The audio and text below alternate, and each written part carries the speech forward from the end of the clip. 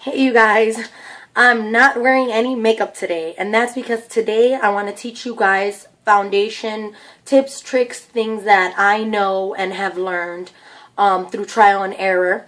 So I'm going to teach you guys. I'm not going to ramble on, so I'm going to try to give you step by step so that we can get this video done and it won't be like 20 minutes long. Okay, so step one, when you're going to the store or whatever not, you want to figure out what is your skin type. Do you have oily skin, dry skin, combination skin, super acne prone skin? Sometimes you can have a mixture of both. I have dry combination skin, and before I had just oily combination skin, which means I was like oily all the time. I never had dry patches. I just was always oily. I mean, yeah, it was just bad. So as I started using the acne medication, it started to dry out my skin a bit, which obviously it's not that bad as long as I moisturize. But anyways, I'm not gonna, I keep saying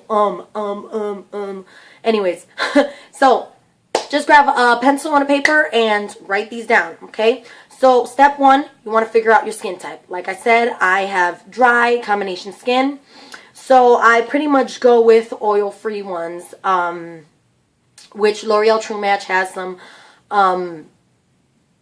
oil-free, and they also have some with, you know, SPF, and it's oil-free. So yeah, that, or I also go with the Revlon Color Stay Combination Oily Skin.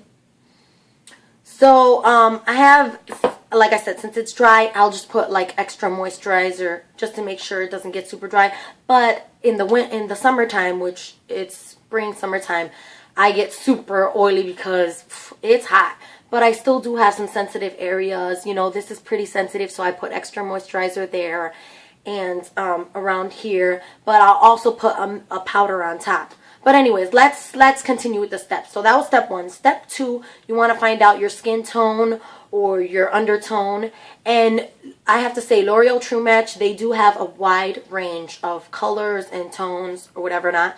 And they also have this thing where you can test your tone. You can also go to Sephora, MAC, I believe Ulta. They can help you find out your color. So yeah, you want to find out if you're a warm tone. And warm just means like you have a little bit more a yellowish undertone, like under your skin. Like you can kind of see when you look in the mirror.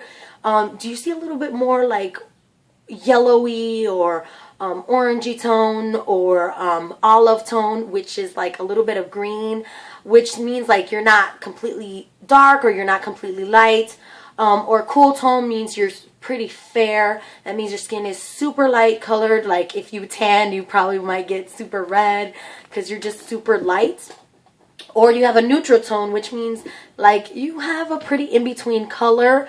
Neutral means like you could pretty much wear any color. So sometimes, say if you wear like a red lipstick, you notice that maybe the bluer tone lipstick looks better on you, or the orange tone. Me, I notice a lot of the orange looks good on me. You know, purple eyeshadow looks really good. It kind of depends on what looks good on you. You'll try things on and you'll be like, oh, this looks weird on me. That's how you kind of figure out your undertone. But you can also test. So choosing the color, that would be step three. Choosing the color, you would test it pretty much from your face to your neck. So like, let me show you guys. I have the L'Oreal True Match, and I'm not even going to try to show the bottle because it's kind of, well, you can't really see. I have W5, which is super dark for me. It's super dark for me, so I kind of mix it with the W2 because I can never find like W3. W2 is super light for me, and I find that the neutral tones kind of have a little bit of pink. So this one has a little bit of a pink undertone. This one has a little bit of a yellow. You'll tell when you test them out. Now, different stores have different policies. Some of them you can try them out. Some of them you can even take them home. Try them out. If you don't like them, you can bring them back. So find out what your store says about it, and then you can try them out. So I mix these two. I just put some of this and I mix in a little bit of the, no, I actually add more of this and then I mix in a little bit of the W5 to kind of get my color. And you test the color from your your neck to here, pretty much. I have a lot of scarring here, so it's kind of difficult on this side. Maybe I'll go more like on this side. I don't have tons of scarring. And you kind of see you want to match your face to your body. My neck and my face are pretty the same. Just right here, it's a little bit darker. I don't know why. I don't know if it just shadows that way. But my arms are darker. My hands are kind of fair. So you want to kind of match everything to your skin. So yeah, let's go with the ready to apply steps. Okay, after you've done those 3 steps in the store, figured out what you want, which you test them out on your neck. You just put a little bit of the foundation like that and see if it matches or whatever. If it does match, you want to go home and prep your face. Step 1 for prepping your face, you want to cleanse, exfoliate if needed, which exfoliate is pretty much take out those dead layers of skin. If you feel like your skin is like suffocating with lots of oil and stuff, you want to exfoliate and then cleanse really well to make sure that all those little flaky skins are off. Some people have super dry, flaky skin either way. Just make sure you just put on a good moisturizer. The key to getting flawless makeup application, period, is you have to have your face really clean and really, you want to get your face good first, you know? So maybe don't start using makeup until you make sure your skin is, you know, pretty like cooperating with you, you know? Okay. And then afterwards, you want to tone your face, which all those steps I have in a video that's called Kick Acne to the Curb. I'll put it down below. I'll link it down below. And I'll show you all the kinds of stuff that I use. I don't use them all at once. I just rotate them, switch, or whatever not. And then, yeah, then you tone, and then afterwards moisturize. So when I put my moisturizer in, which I already had put my moisturizer, I let it sink in at least for 10 minutes before I put on any makeup. And then afterwards, I prime my skin. And you can use, they have primers on the market. I think one of the best ones is by Too Faced, which is like $30. There's also cheap ones from like NYX. There's a good brand one, I believe, from Rimmel if you have dry skin. But priming is just so it can last a lot longer and it'll give you this poreless effect. So say if you have like super large pores because, you know, you haven't got rid of, you know, your acne, or say if you just have large pores because they're just filled with oil and stuff. Usually in order to reduce your pores, period, or reduce the size of them every day, is cleansing really well. If you're not cleansing well enough, chances are your pores are going to stay big looking, and then when you put on makeup, they're just it's just all gonna sink in. You're gonna see those little dots on your face, and you don't want that. So what I did was I primed, and here's a little trick of mine. I don't buy regular primer. I buy Monistat chafing gel, and I know this sounds weird. This is for girls who, if you know, they have maybe large thighs and they slide together and then they get like the little rash in the inside. This is to prevent that. So pretty much you put that there. Some girls even put it between their boobs or whatever. This has something like talc in it or something. It's also got like it's got like something that keeps it like silicone or whatever, so that it goes into your pore area but it doesn't sink deep in. It just kind of covers that area so that it's a barrier for when you put your makeup on. It goes on top of that instead of deep in the skin. So I put that on and I let it sink in for at least 5 to 10 minutes. Now you're gonna go on to step 2. Step 2, prepping before you put on your makeup. Hopefully I'll be able to put annotations today. I don't, my laptop is kind of crazy, so I'll try to see if I can put in words so that you guys don't forget the steps. So yeah, step 2, when you're doing the application, you wanna figure out how do you want to apply it. Now there's several different ways to apply it. Some people will use a brush. This is a brush by Real Techniques, and this is pretty much so you could do everything. It's good for pretty much anything, but you can stipple on. What you can do is put it in the makeup and you stipple it on, and then you swirl it to blend. and you keep blending it in like that. That's one way you could do it. The second way is with sponges, like makeup sponges. And now you can do it, the application. So pretty much for the brush is light application. For a dry sponge, it's more of a heavy application, which means you want it a little bit more full coverage. Or you could wet the sponge and then it'll double in size. And when it doubles in size, it makes it a little bit of a lighter application. Or you can keep layering to get a more of a medium or full effect. Or you could use something like a beauty blender. And this I got from Ulta for $4.99. Usually the beauty blender, which is the higher end one, it's $20 for two. But this is only $4.99 and it's a lot denser. And what you do with this is you soak it in water. Right here I have a little cup of water. You put it in the water and squeeze it. I have it in a cup. And you squeeze it in there to get all the water in. And it's going to kind of double in size a bit. I'm making a mess. You squeeze out the water. See, you put the water in, you squeeze it out, and it turns a little bit bigger, just a little bit bigger. The other beauty blender, I think it like triples in size or whatever not. So then you wet it a little bit. You put the makeup on the sponge like that, and then you press it in the skin like that, like pretty much dabbing it in. And in this way, you get a light to medium effect, and it's pretty much flawless. It looks like an airbrush look. So,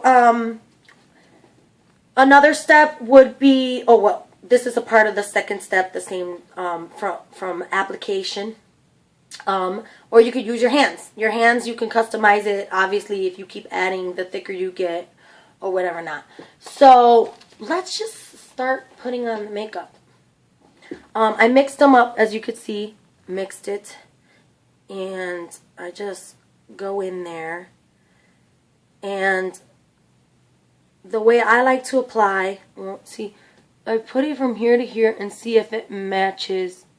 See, I think I need a little bit more, just a little bit more of the W5 to get just a little bit. And also some makeups, depending on which one you put on, this is why it's kind of trial and error. I'm just kind of helping you guys out with figuring out, you know, the skin tone and all of that stuff, just so it's not so much of guessing work. Because I remember when I was first trying out makeup, I went into the makeup area and seen all these brands, all these names, everything. I got so overwhelmed. I was like, okay, what do I do? Where do I start? You know, so it was kind of frustrating, but yeah. So a little bit, I think it's a little bit better now. Yeah, it's a little bit more my skin tone. Can't really tell on camera. Cameras don't always give the full effect of the makeup, but yeah, I think that's pretty good. So I'm going to grab my brush, go into it, stipple it on a bit. I know it looks a little white right now, but I swear these two together, as I put it on, they begin to change a bit to a little bit darker, I have to say. Sometimes I'll look a little bit, I don't know, it kind of like oxidizes and turns into like my skin tone. So yeah, I'll go on and stick it in. I didn't know if I wanted to do this video like a 3-part or 4-part, or just stick it all together, just so you guys can see at the same time that I'm talking to you guys, see kind of the way I do it. So yeah, you could do that. Or of course, like I said, if you want more of a different coverage or a full coverage effect, you can just dab this in there. I feel like my sponge, this one is really dense. It's really dense. I think the one that I got last time, the beauty blender thingy, I think I got it from Target. And that one's a really good one too. Let me see. And like I said, you could try different ways. I don't know if my brush is kind of rough right now because I used the wrong soap to clean it with. But, oh, you know what? I forgot. this one's going to make me look super white in the camera because this one has a lot of SPF. I forgot. I don't really like to film using the W2. I like to use W3, or I like to use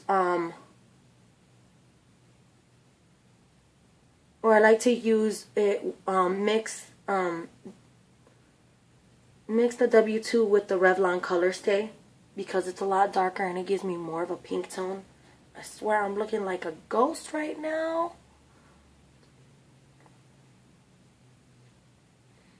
And then I like to dab it on extra areas so I don't really have to put concealer. Because a lot of times I find that certain concealers make me break out, no matter if it's oil free or not. And then I take my fingers, and I like to do my neck with my fingers. Yeah.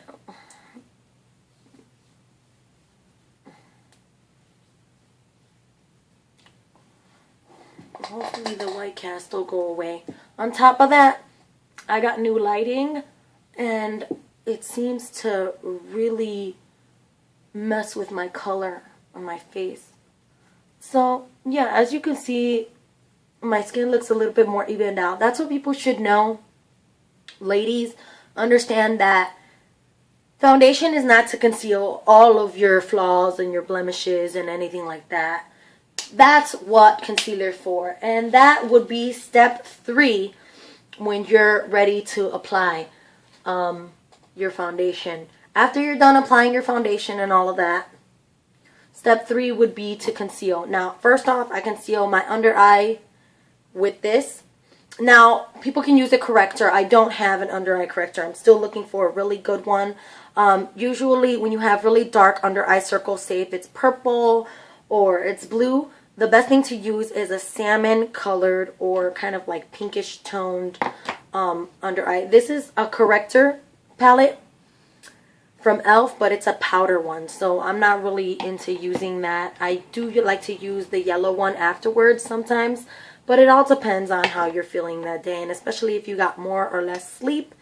And you take it, turn it, dab it under your eye area, and it's going to look white and crazy when you see it. You're like, what?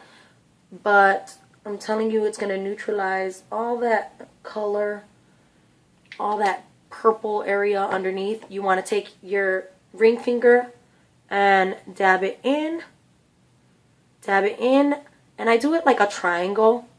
To me, I think it's very flattering because it's also going to highlight this area here. And I do have a video on contouring. I don't feel like I showed you guys completely how I highlighted, so here's a good way to know. This is kind of how I highlight this area underneath. Because when you're highlighting, you want to highlight the areas where the sun would naturally hit you and give you that bright glow. So the center of your face is probably where you get that light glow. And then contouring, when you're doing the bronzer, and the blush, you're able to kind of fix your color. So you see, this is how I kind of look when I'm pretty much done with that. And if I feel like it, I'll go in with like this concealer's from Yaby. I got this in my Ipsy bag. I'll just go in and fix up any areas I feel that need a little bit more concealing. You want to get one that's kind of your skin tone in order for it to look good. But if you do get a lighter one, use the lighter one, dab it in there, or use a corrector. Dab it in there, and then over top you can put your same color foundation on. And I do have to say, I will do a video for recommending actual brands, maybe drugstore and high-end brands of makeup that are really, really good for, like, if you want long-lasting or if you want just an everyday. I also want to recommend that if you're going to start out with makeup, maybe you want to start out with a BB cream. A BB cream, they have maybe like 4 to 3 different shades. Sometimes they're light to medium, medium to darker, darker to darkest, or whatever not. And you can start off with those because they have, you know, moisturizers in it. It's a good way to start off. It has lots of moisturizer. It has lots of benefits for your skin. And it's really good for your skin. Not all foundations are super good for your skin. You know, they have chemicals. Sometimes they can you know, make your skin just worse. You don't want to wear makeup every single day. If you do, you want to do it lightly. For people who you don't need full coverage, don't use a primer, because it might be a little bit too much, and you don't need to use a lot of concealer. So this is pretty much how it looks after I'm done with the foundation. I'm going to finish up my makeup and then I'll come back and talk to you guys. So I finished my makeup, and what I did was add blush, bronzer, I kind of contoured a bit, and add some lipstick.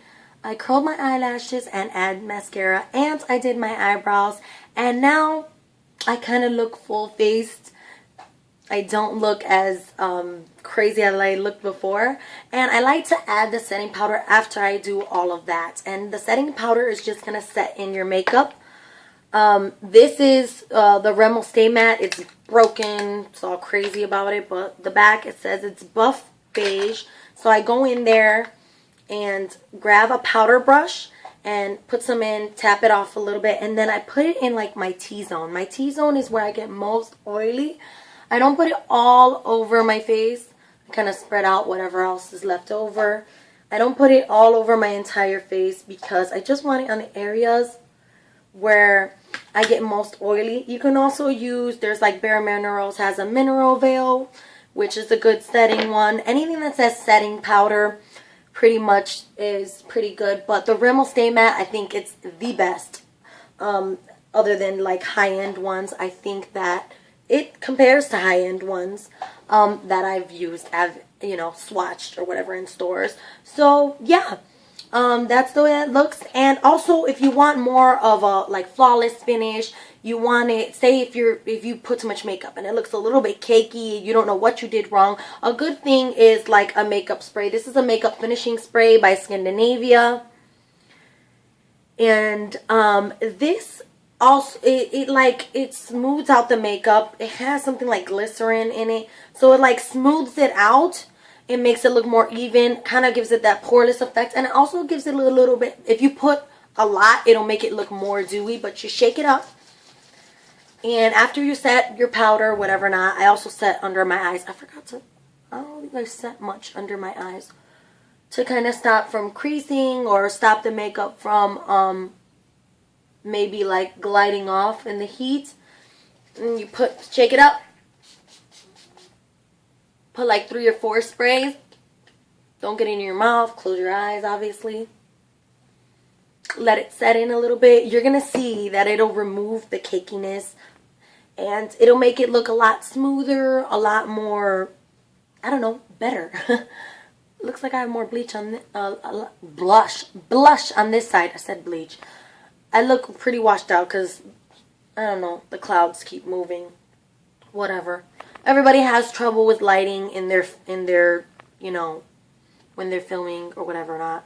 Anyways, well, I hope this video was helpful for you guys. Obviously, it was kind of hard for me showing myself without makeup, fixing the lighting, showing the products, all that stuff. This filming stuff is not easy. It's fun because I like talking to you guys. I like showing you guys the stuff that I do and how I do it or whatever, but it is not easy. So please give it a thumbs up for all the hard work that I've tried putting into this, and I hope it's helpful. Everything that I have on my face, I'll put in the description box below. So remember, open the description box to see everything that I have put on my face and all that stuff. And like I said, videos out every week. If you want, follow me on my Instagram. I'll have pictures there. I'm always on Instagram. I also have a new Facebook page. I'll put that down below as well. And if you guys have any questions, just comment, let me know. And like I said, put a thumbs up also if you would like me to kind of give recommendations on specific foundations for specific skin types. So I'll see you guys all later, and like I said, take care.